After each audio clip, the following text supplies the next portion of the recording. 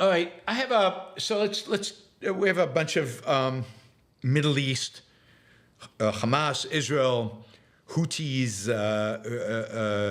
Red Sea, Iran, Iraq, updates, Hezbollah. So I'm just going to run through them. Nothing too much in depth here, but just a general analysis. I did a show on Tuesday about what it means for Israel to win and what I think the likelihood of it winning. So if you're interested in a more in-depth analysis of the Israeli-Hamas war, really the Israeli-Palestinian war, please go and watch that show from a couple of days ago. I'll just say this. There's growing skepticism in the United States and in Europe and in Israel itself about whether Israel can win.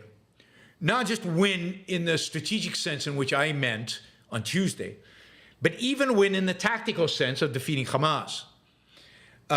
This is because I think in the US and in Europe and in Israel, the push is to have this war shortened and to have Israel stop soon. And there's also this notion that Israel cannot and should not kill a lot of people. And of course, under those terms, it's very unlikely Israel can even win a tactical defeat of Hamas. As I said the other day, to win even against Hamas, Israel has to make sure the Palestinian people suffer, starve. I mean, humanitarian crisis is not a bad thing when it comes to Gaza. It's a good thing because that'll mean the Palestinian people will start putting pressure on Hamas. Also, all these news articles think that the more the Palestinians suffer, the more pro-Hamas they become. It's just not true. That's not how it works in history. The more they suffer, the more anti-Hamas they'll become. So humanitarian crisis Israel has to inflict. Second, Israel has to kill a lot of people affiliated with Hamas. We're talking about thousands of people. So, and a lot of civilians will die in the crossfire. So you're still looking at lots of casualties on the ground. Of course, the casualties coming out of Gaza, the numbers that Hamas reports, don't separate civilians from military personnel, Hamas military personnel, because Hamas military personnel all dressed up like civilians. So you can't tell. But also because Hamas has no interest in telling you how many of its own people have been killed. But, close to anywhere between 40 to 50% of the people killed are probably Hamas operative. And it's going to have to destroy all the tunnels, not some, but all of them.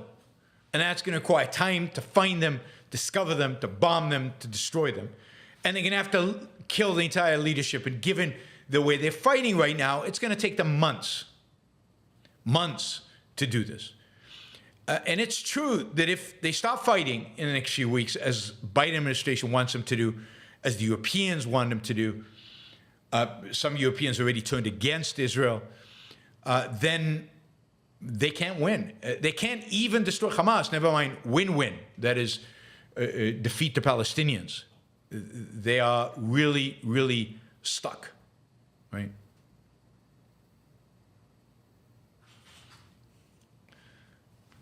All right, so that's quickly on kind of the pressure worldwide. Israel is still fighting on the ground. As I said the other day, it has now entered central Gaza. It is significant battles in the center of Gaza, still significant battles in Khan Yunis. And they're still cleaning up operations in the north. They have not finished in the north. They keep kind of declaring victory in the north, and Hamas keeps popping out of tunnels. So there's still a lot of work to do just in the northern Gaza of destroying tunnels and of finishing off the remnants of Hamas in the north. This is not going to end anytime soon. Again, the way they're fighting now, it could end very fast, but Israel's not willing to do that, and the world would go apoplectic if they did. All right, at the same time, Israel is also conducting major operations in the West Bank.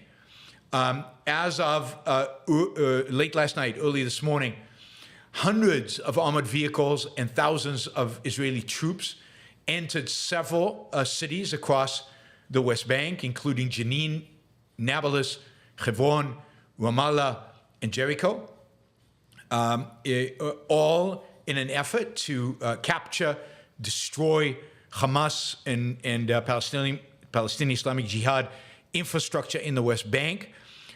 This could get ugly. Supposedly, early this morning, there were firefights going on all over the area. This is the largest scale combat operation by the IDF in the West Bank, probably since 2002-3, probably since the Second Intifada. So this is the second front Israel is fighting on. It's going to be interesting to see how successful they are, and they're trying to be preemptive. Good for Israelis. This is exactly what they need to do. They need to be preemptive in the West Bank. They need to stop it before these terrorists do harm. And they're arresting them, they're killing them, they're taking the weapons away, they're destroying their infrastructure. At the same time, they're constantly back and forth with the Hezbollah in the north. They never did the preemptive strike against Hezbollah in the north, so they are now tit for tat in the north.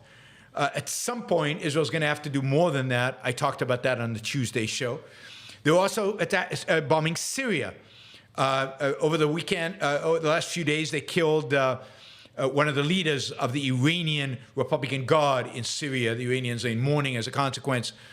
So they are actively, very active in Syria.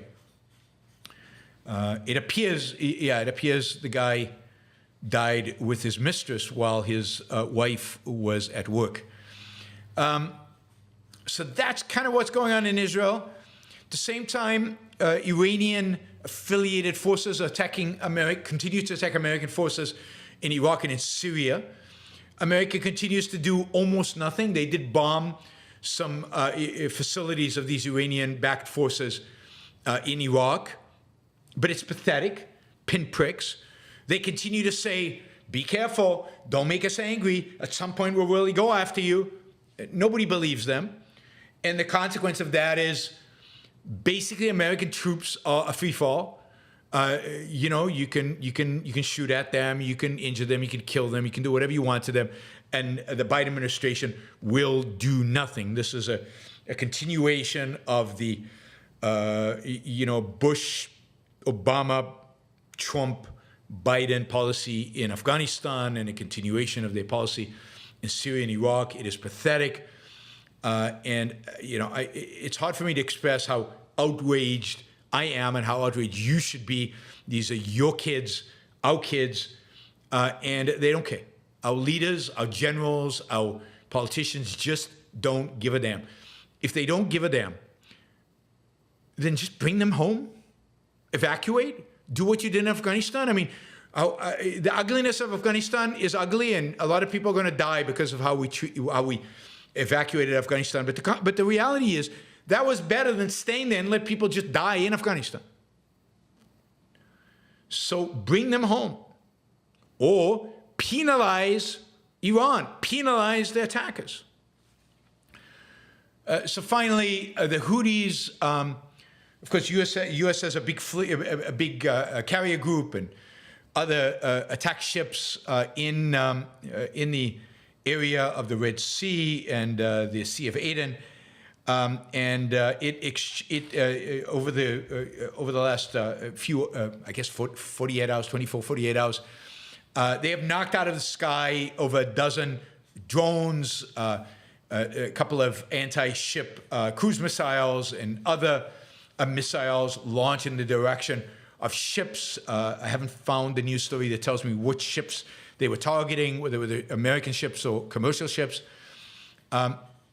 The America, with regard to the Houthis, is playing defense. They're just knocking stuff out of the sky. They refuse to attack them. This coalition they put together, 20 countries, half of whom don't want to be named, is pathetic. Most of them don't want to be part of this coalition. Most of them refuse to engage in preemptive strikes or in attacking their attackers. All they want to do is pretend that they're there, but that the United States basically is responsible.